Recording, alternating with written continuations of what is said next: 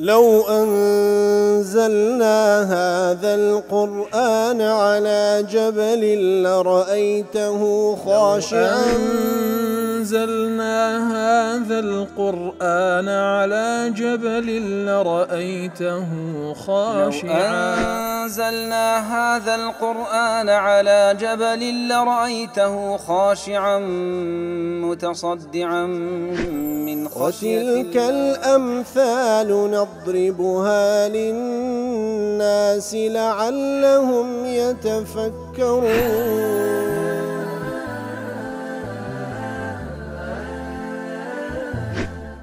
الحمد لله والصلاة والسلام على رسول الله وعلى آله وصحبه ومن والاه. السلام عليكم ورحمة الله. برزان خوش حالم لواني حفصة وبستوهش لوانا كاين تفسير قرآن بيروز بيم وخزمتان بستي رزامندي رب العالمين وهي وادان مئوي آزش سودي لور بقرن. أعوذ بالله من الشيطان الرجيم. بسم الله الرحمن الرحيم. يا بني آدم خذوا زينتكم عند كل مسجد وكلوا واشربوا ولا تسرفوا إنه لا يحب المسرفين. مرخوا شويستان وكلواني رابدوش كما قل خزم دوات بيروز دابوين. رب العالمين دفرمي أين وي آدم خذوا زينتكم عند كل مسجد واتا جواني خوتان وربقرن واتا شمكێک لەبەر بکەن کەوا عەورەتتان داپۆشی لەبەر ئەوەی بەدیار کەوتنی عەورەت سەوئەتە و ناشرینە لە مقابلدا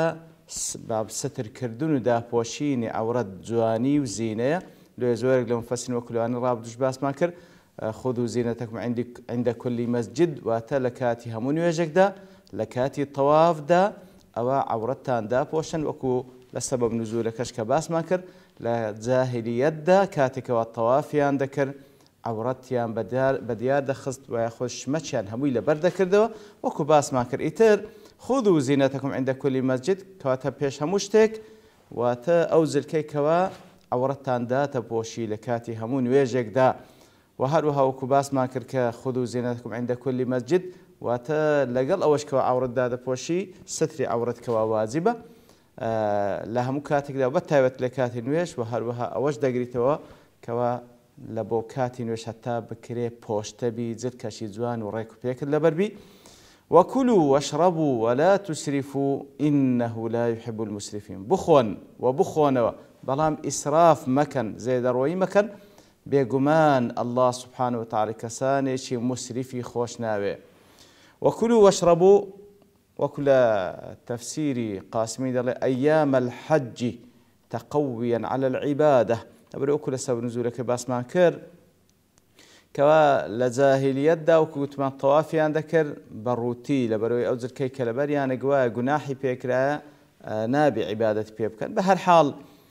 وكلوا واشربوا داشيانجو لكاتي كوا خريجي حج كردن وياخذ عمره كردن لجير إحرام دان نابي شتي باش بخون وكو گۆشت و چەورەتی ئەو بابەتانە خۆی گەورە وكلوا واشربوا ولا تسرفوا وكو چەند باسمان کرد العبرة بعموم اللفظ لا بخصوص السبب. بەڕاستی عبرەت وەردەگیرێت لە ئاەتەکە بەگشتی نەوەک تەنها بیبەستینەوە بە سبب نزولەکەی کە سبب نزول باز دەکرێت بەس مجرد وەکو قاعدەیەک لە تەفسیر يعين على فهم الآية. سبب نزول یارمەتیدەرە لە بۆ تێگەیشتنی ئاەتەکە کەواتە لە هەموو کاتێک بەتایبەتیش وەکو کە لە سەبەب نزولەکە باس کرا لە کاتی لەژێر ئیحرامدا بوون شتی باشیان كلوا واشربوا وبەگشتیش كلوا واشربوا ولا تسرفوا بخۆن و بخۆنەوە بەڵام ئیسراف مەکەن. لێ لە تەفسیر قاسمی دەڵێ بەتایبەتی لە ڕۆژانی حەج و لەژێر ئیحرامدا بخۆن و بخۆنەوە تاوەکو ببیتە یارمەتیدەر و تاوەکو ئەوەندە هێز و توانایەتانە بکە عیبادەت بکەن. لە مەعارج تەفەکوور دەڵێ ئەی وەکولوا من كل مەئکول بخۆن لە هەموو با بڵێن شتێکەوە دەخورێ من كل مەئکول لەم يحرم عليكم لە هەموو خواردنێک بخۆن کەوا لێتان حرام نەکرا بالتعیین ئەو بالوەصف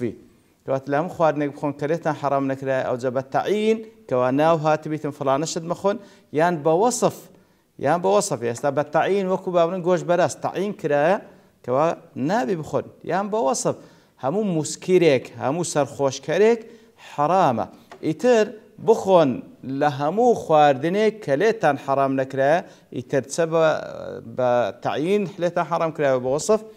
واشربوا وبخونوا من كل مشروب لم يحرم عليكم بالتعيين والوصف وهروها مشروبش همو خواردنەوەیەک بخۆنەوە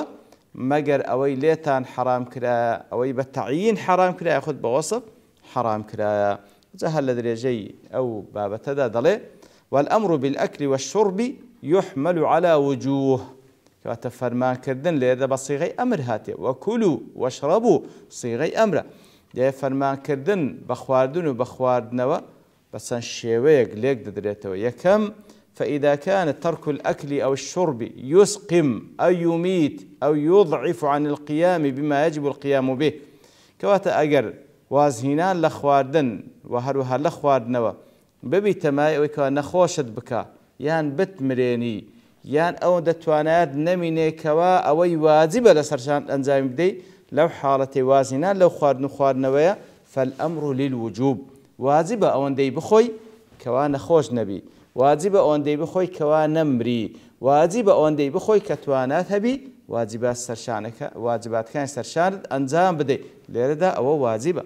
دووەم حاڵەتی دووەم وإذا كان ترك الأكل أو الشرب يضعف عن القيام بما يندب القيام به وازینان لە خواردن و خواردنەوە بێتوانات دەکالەوەی کەوا ناتوانی ئەو کارانەی کەوا سنەتە بیکەی فالأمر للندب لەو حاڵتەی ئەوە سنەتە بیخۆی کەواتە ئەوەندەی کەوا پێویستە واجبات پێ ئەنجام بدەی پێویستە ئەوە خواردنەکەی واجبە ئەوەندەی کە پێویستت پێیتاوەکو سنەتەکانی پێ ئەنجام بدەی ئەویشیان سنەتە بیخۆی وإذا كان ترك الأكل أو الشرب في بعض الأحوال لا يضر ولا ينفع بەڵام لە هەندێک حاڵەت کەوا وازهینان لە خواردن و لە خواردنەوە نەزەرەرت پێدەگەینی و نەنەفعت پێدەگەینی لێرەدا مباحە دەتوانین بخۆی دەتوانی نەخۆی دواتر دەفەرمی وكلوا واشربوا ولا تسرفوا زێدەڕۆیی مەکەن أي إسرافا يوجب الانهماك في الشهوات كواتا إسراف وكل قاسمي دل إسراف يتشوا مكان زێدەڕۆیی مەکەن کەوا دەبی تەمای واتە ئیسرافێک چیوا مەکەن لە خواردن لە خواردنەوە بەبی تەمای ئەوەی کەوا بکەونە ناو الشەهەوات ويشغل عن العبادة کەواتە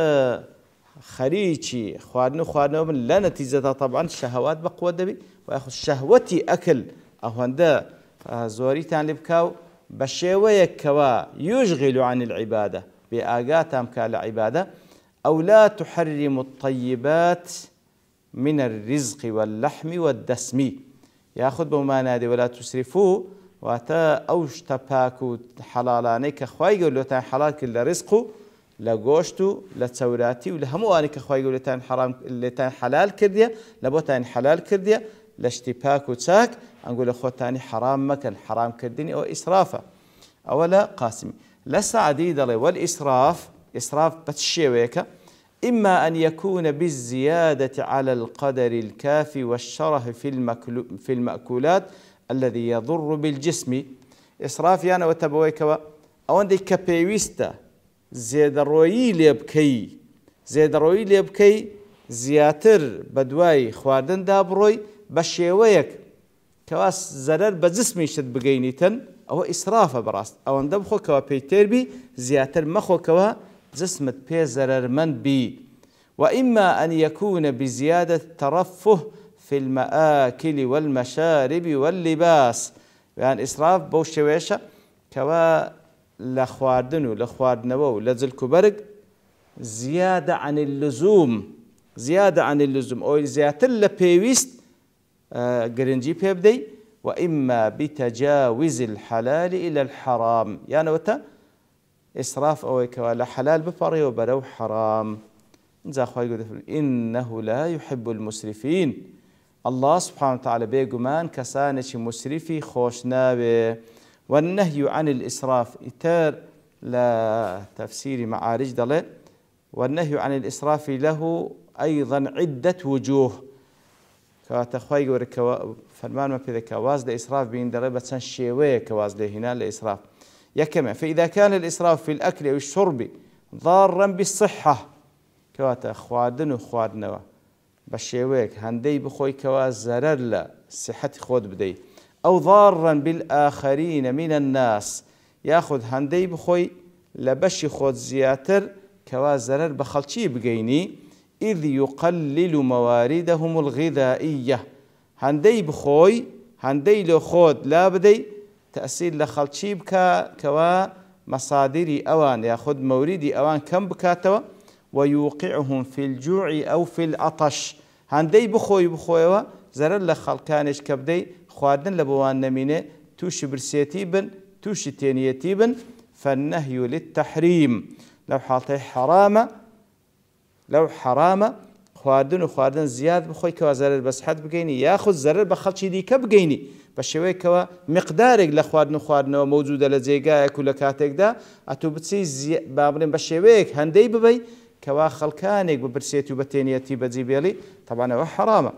إذ لا يجوز في الدين لبعض الناس في المجتمع أن يسرفوا في مآكلهم ومشاربهم إسرافا ينجم عنه جوع الآخرين وظمأهم كواتا لدين لشريعة إيما ناكري وجائزنية كسانك إسراف بكن لخواردون لخواردنوا بشيوية شوا كوا لنتيجة لقوتي خلشي كم بكاتوا خلشي تيني وبرسيبكا ولا يجوز للإنسان أن يسرف في طعام أو شراب إسرافا يضر بصحته وهروها لشرع دا ناكري إسرافه زيد روي لخواردنك بكي يعني لخواردنويك بكي بشيوية كوا تأثير لصحتك بكا ويعرضه للأسقام والأمراض وهروها أو زيد رويا لنتيجة دا برو نخوشيو برو دردداري بكا وهو يعلم أن احتمالات الضرر راجحة لكاتك دا صرد زين زياد خواردن لو مادة زياد خواردنوا لو خواردنوي برو نخوش الدبك وتحرام زياد لبخوي وكذلك إذا كان الإسراف في الطعام أو الشراب يمنع من القيام ببعض الواجبات وهروها خواردن وخواردنوا أقل لحد خوي زياتر بو ماي أو كوا واجبات بي أدانكري هندا قال بدقرام واجبات بي أدانكري فالنهي عنه للتحريم ديسان حرام زيادة لبخوي حالة دوم وإذا كان الإسراف في الأكل أو في الشرب يمنع من القيام بما يندب القيام به ولا يضر فالنهي عنه للكراهة كواتا زيادة روي لخواردن لخواردنوا أجر زيادة روي تدابكي أواد بتماي أو كوا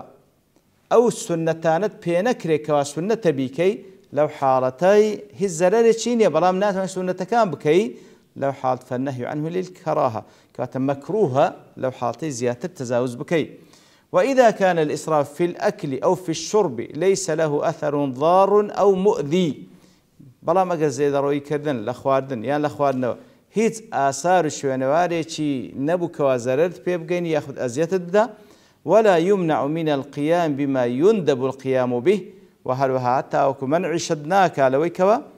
أو كاران بكي كوا سنة بكي فالنهي عنه للإرشاد إلى ما هو الأفضل في الاقتصاد لو حالتي يعني زيد روي كنا بتمايو كوار لسنة كانيش قال بدقرام بكاتا وهي الزررش بينا قيني لو حالتي دلي هر باشا إسراف نكي لبوي للإرشاد إلى ما هو الأفضل في الاقتصاد لبو رينموني كردن لو يكوا تاكترين حالة الاقتصاد أو يكوا زيد روي نكي والأفضل للمحافظة على السلامة وكمال الصحة في المستقبل تاكتر وايا بارزقاري لو يبكى كوالدا هاتوش صحة باش بي مع ما في ضبط النفس عن الإسراف وهو لقال أوش ضبط كردني نفس لزيد روي كردن لخوارنا من تدرب على قوة الإرادة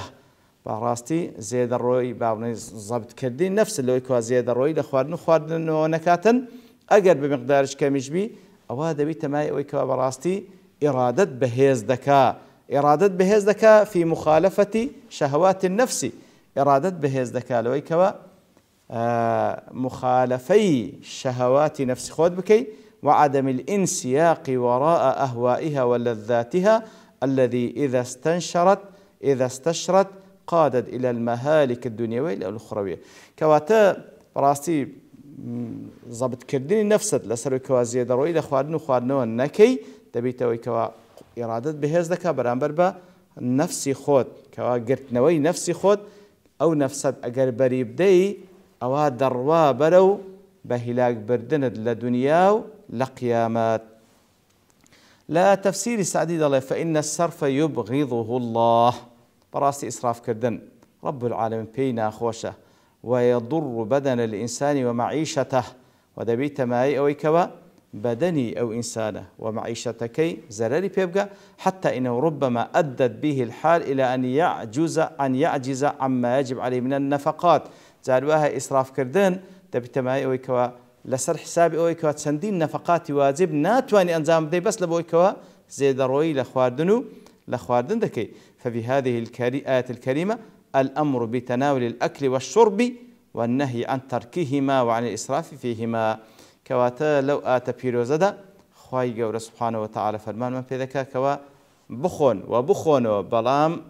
ئیسراف تێدا مەکەن و ناشکرێ بە یەکجاری وازی لێبینن. دیارە شتی تریژمان لە تەفسیرەکان باسییان کرد لە تەفسیر ئاەتەدا بەڵام لە بەرتاوبوونی کات دەوەستین بە پشتیوانی رب العالمین لەوانەی داهاتوو دەینەوە خزمەتی. وصلى الله وسلم على نبينا محمد وعلى آله وصحبه أجمعين وآخر دعوانا الحمد لله رب العالمين. لو أنزلنا هذا القرآن على جبل لرأيته خاشعا